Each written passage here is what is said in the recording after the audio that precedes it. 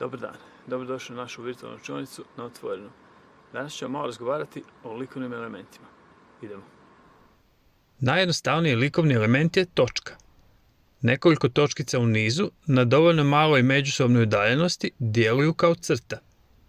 Kad crtu počne voditi po papiru, nastaje linija i to je sljedeći likovni element.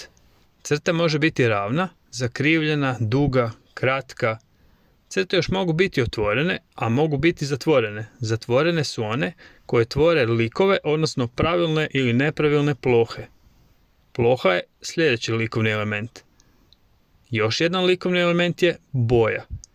Likovne elemente često kombiniramo, na primjer boja i ploha.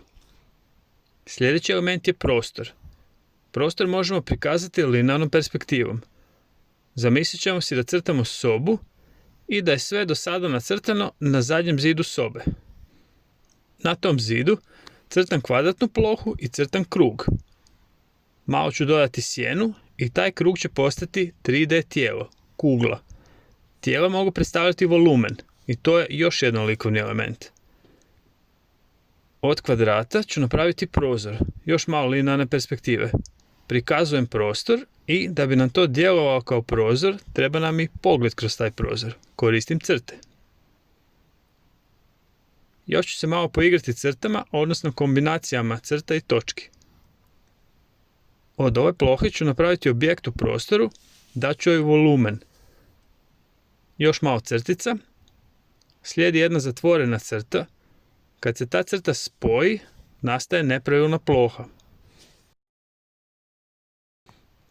Slijedi jedna pravilna ploha, pravokutnik, od kojega ću napraviti 3D objekt. To će postati nešto slično kvadru.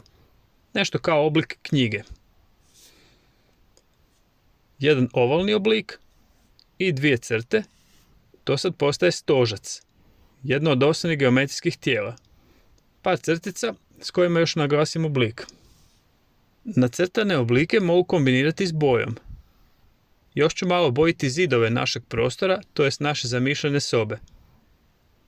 Dubinu našem prostoru dajem korištenjem linearne perspektive s jednim očištem. Na podu ću napraviti uzorak pločica.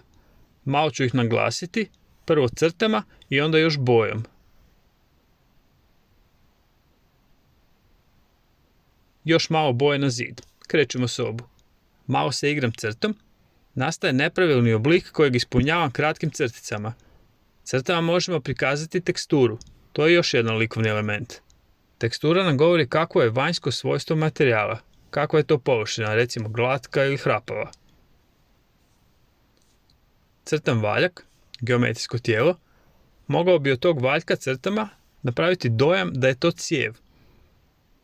Dodajem još jednu kockicu za vježbu. Malo sam zaboravio na točkice. S njima isto možemo svašta. Na primjer, neka ploha nam djeluje tamnija ako je dovoljno gusto ispunimo točkama. Točkama možemo i više. Sad ću nacrtati kuglu i koristit ću samo točkice. Točkicama prvo stvaram oblik kruga i onda ću napraviti kuglu tako da će s jedne strane biti tamnije, bit će više točkica. To je u biti minimum grafičke modelacije. Još malo igre crta i točkica.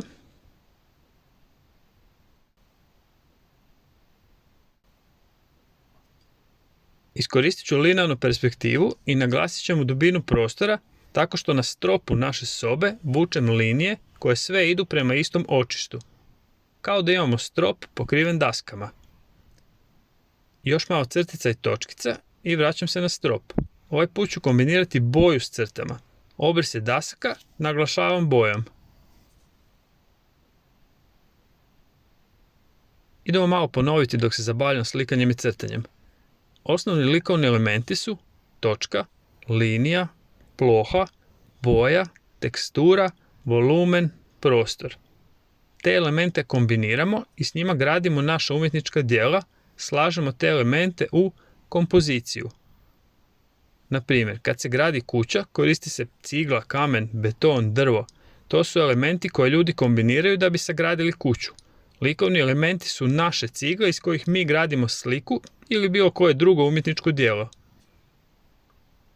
Usput sam nacrtao krug, malo sam ga sjenčao i sad ću mu dati privid trodimenzionalnosti kolorističkom modulacijom. Koristim gustu, pokrivnu akrilnu boju i zato mogu slikati preko svega što sam do sada napravio na tom dijelu papira. Danas u biti nema zadatka, ali za one koji žele vježbati, izaberite jedan likovni element i probajte samo s njim napraviti sliku.